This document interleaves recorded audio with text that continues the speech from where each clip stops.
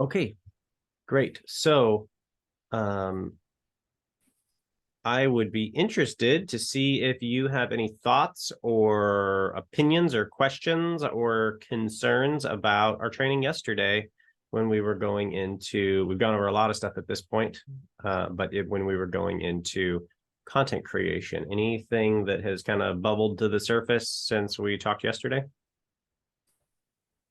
I don't think in terms of questions, but I think it was really useful because for the stuff that I'm doing this week in terms of landing pages, Mhm. it just helped me look at it a bit different because I was obviously using the information from the website design that I did, and I could just see little things that I would probably change just after the training that we did yesterday. So it was good.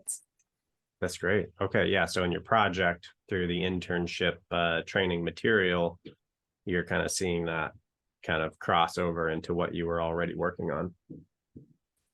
Yeah, so it was good. It's really helpful just to be able to make those changes in terms of like this week's project and Great. hopefully, yeah, it's just good to look back after you have these training sessions and just be able to kind of critique your own work that you've done as well. So it was Absolutely. really helpful. Good. Okay. Anything else?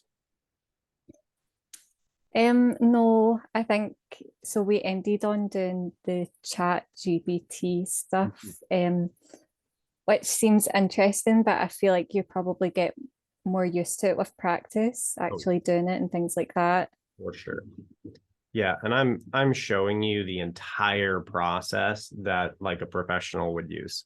So, this people do this for a living, so don't feel like it's something you've got to get exactly right the first time through. We'll go through this multiple times until you're comfortable with it.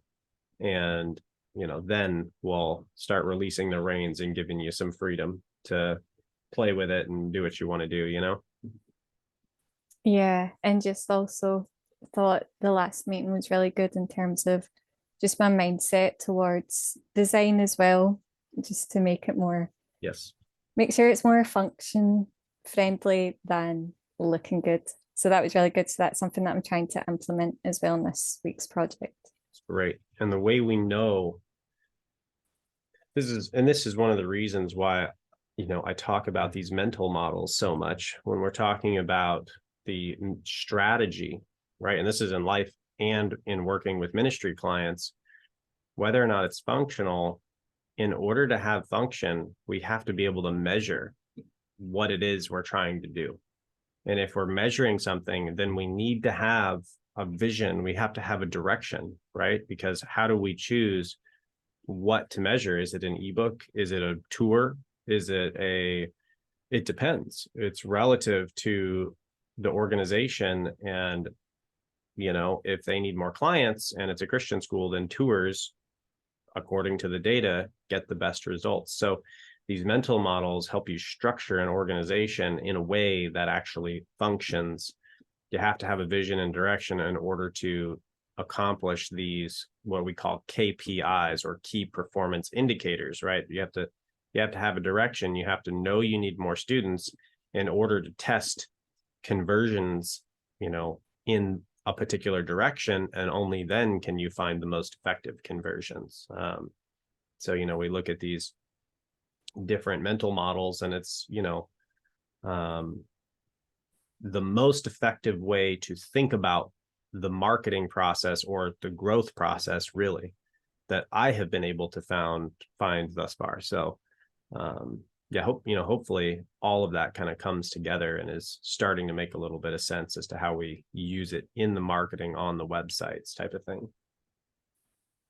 Yeah, I have a question that just Yeah. came up into my head. It's based off of what I did for my website. So I basically did like a Christian clothing brand. So I made my call to action like to subscribe to the email list, Mm-hmm. like get 10% off if you subscribe to the email list. Okay. So can you have like two call to actions? So Mm-hmm. could another one be like buy now, like things like that, or is it better just to keep to one? Yeah, great question. Okay, and so this is where this is where the strategy gets in a little bit deeper. Tell me when you can see my screen. Yeah, that's good. Okay. So let's talk about strategy. Okay. So when we talk about strategy, you have a vision for a clothing brand, which would be, it's not sell clothes, right? That's not a good enough reason for people to buy clothes. I can buy clothes anywhere. Why do I buy clothes with you? Because we want to sell clothes that share the love of Christ to everyone who sees you, something like, whatever that is, whatever the vision is. We're sharing the love of Christ through, whatever, godly clothing. So therefore, people buy into the vision of the company, and then they buy clothes from you. Okay, so what do you want to do? Well, you can't. So for example, with ClickMill, it's to help ministry leaders reach people more effectively, right? Reach more people more effectively. Well, we can't do that unless we have clients to some degree, right? We do that in a number of ways, but one of the ways is to get clients, because we can run advertising accounts better than they can. So they need to pay us. So, right. So, okay. So we get clients. How do we do that? Strategy calls. How do we get people on strategy calls? Because I mean, that's kind of like a dinner date. That's kind of intimate. You're talking to a stranger on the internet. Well, download the ebook or get your free ads build, right? Because we're testing that. To that end, how many of these do I show them? Do I show them the ebook? Do I show them the strategy call? Do I say, become a client today, purchase now? Well, it depends on the amount of intimacy and the level of, what do I want to say, the level of intent that the audience has. And we've talked about intent with keywords, right? Do they have an information intent or do they have a buyer intent? Well, it depends. It depends on the page. It depends on the keyword that goes to that page. But generally, what I do is I have two calls to action. One is a high intent and one is a low intent. Okay. Now, typically I would say one, except that because all of the calls to action, ebook, strategy, session, how do I say this? Let me get a little visual going here. Elements, arrow. Here we go. Okay. There we go. We'll go with something like this. Okay. Okay. Now, because all of these are big, this is still really big. Because all of these are aligned with the vision, it doesn't matter where they get in. They're going to the same place no matter what, right? It is the illusion of choice in regard to the direction they're going. Okay. So if they download the ebook's going to say book a strategy session, right? If they book a strategy session, it's going to, I'm going to tell them, hey, you should sign up. This is the solution to the problem for your marketing. You should sign up. If they come in down here and they're just a user on the website, it's going to tell them to download an ebook. So it doesn't matter where people fall in.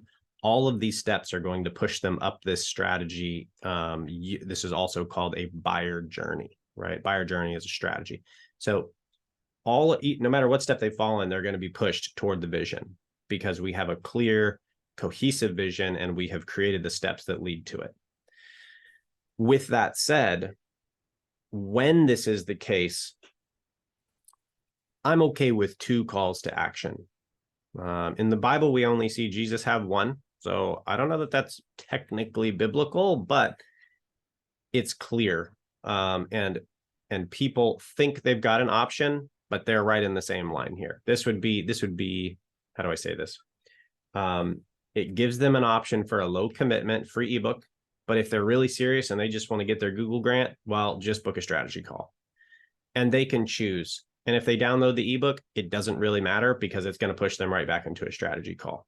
When you don't want two calls to action is if they do not support each other. And this happens a lot with ministries, right?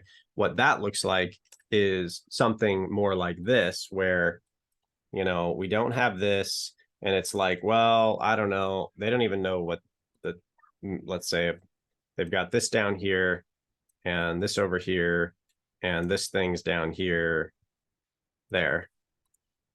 So, something like this, it's just totally disorganized, and there's no vision, so nobody knows where we're going.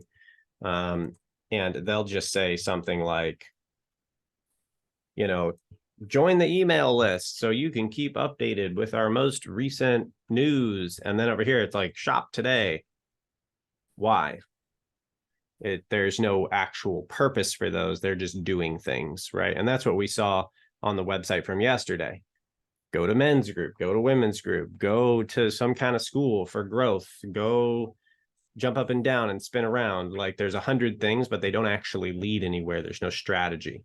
It's a strategy of desperation. It's, we're trying to get people to do stuff and we needed you to do it so bad, just do anything. And as a matter of fact, here, this right here, we're going to cram this in your face too. And we're going to put this in your face and just do something. And the user's overwhelmed. So if that's the case, it doesn't matter if you have 1 or 30, it's just not going to work because it doesn't actually lead anywhere. But if you have a cohesive strategy, I would say 2. The most I've ever used is 3.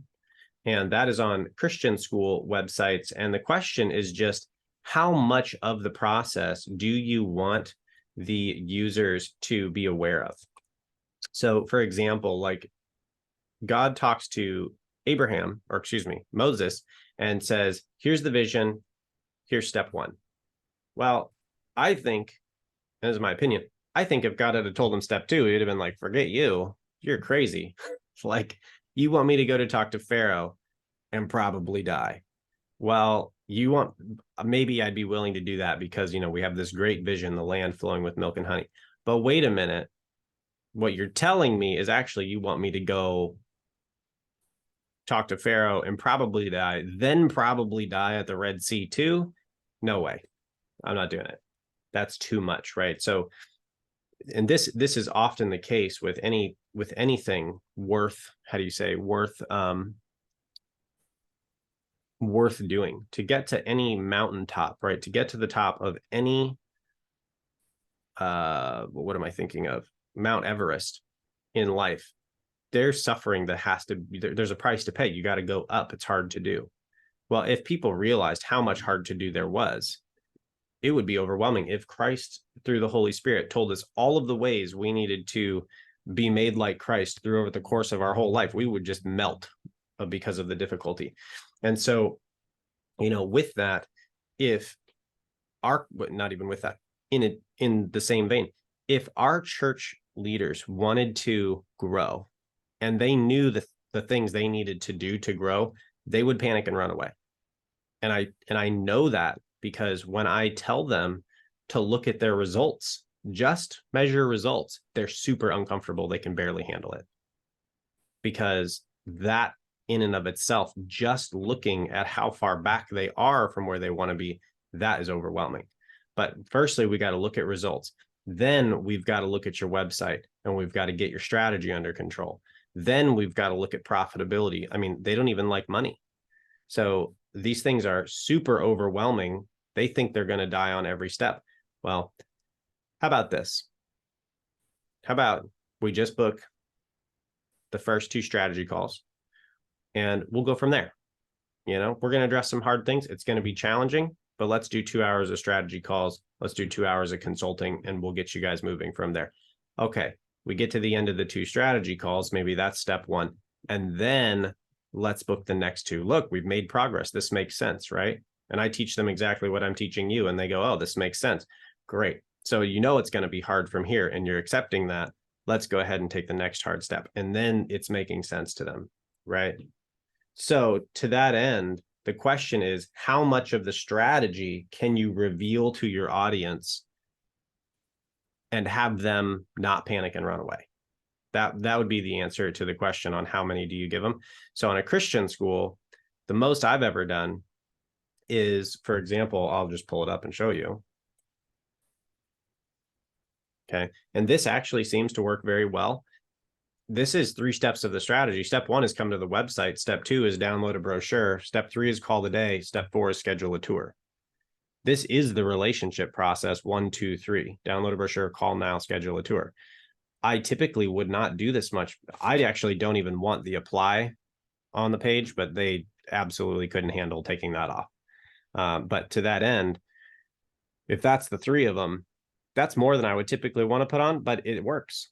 They get people on their website booking this stuff.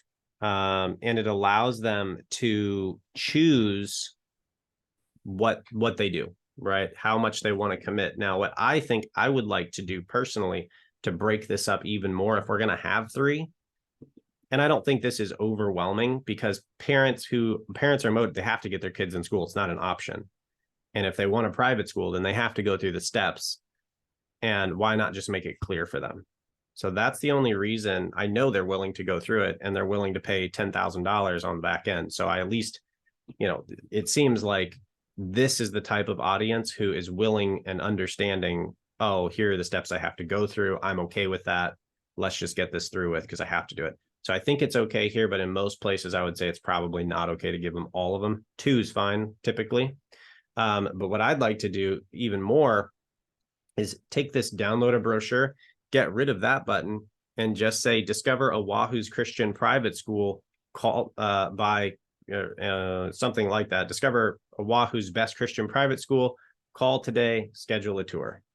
Something like that, just 2 options. And then the brochure download is down at the bottom of the page. Is this the home page? What is this? Yeah. Yep. Okay. Well, and I'll show you what I mean, because they apparently haven't applied my recommendations to their homepage, but on the landing page, this looks really good. We'll come down here. You'll see schedule a tour, call today. I'd probably prefer those just to be together now, but this is the footer. Download your brochure. So break it up a little bit more, so they're not even looking at 3 calls to action in one place. It's like, take one of these 2 and they're scrolling. They're like, I don't want to do either of those. And then you catch them at the end.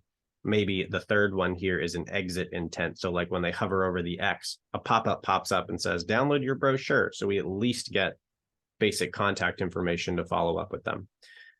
Something to that effect. And I would say it depends on the level of commitment of your audience. And yes, generally then, so that's the strategy of it.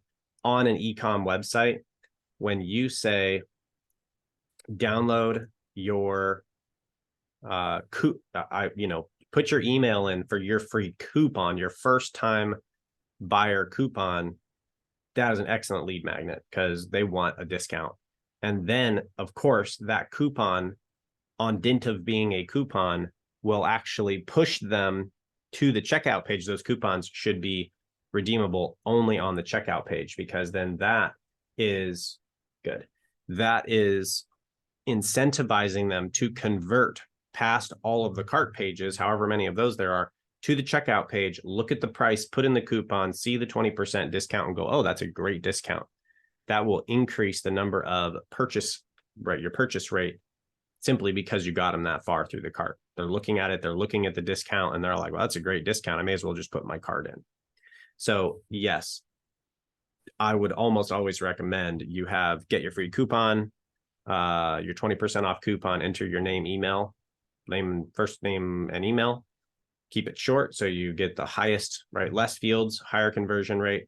So you get that. And then they're now like, well, now I've got a sale, I've got a deal, now I've got a shop. And so that naturally pushes them up that strategy ladder there.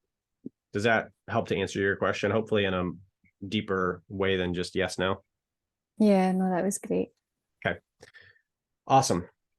Okay, so that is a little bit more of ministry strategy for anybody watching. We are, let me think.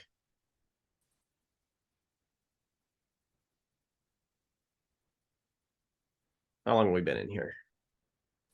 Okay, here's what I'm going to do, Sophie. I am going to, you can stay in the meeting. I'll make you the host. I'm going to back out and pause this video, because that was a great question. It was also like 20 minutes. So we are going to, I'm going to stop filming. Actually, I'm going to stop filming now.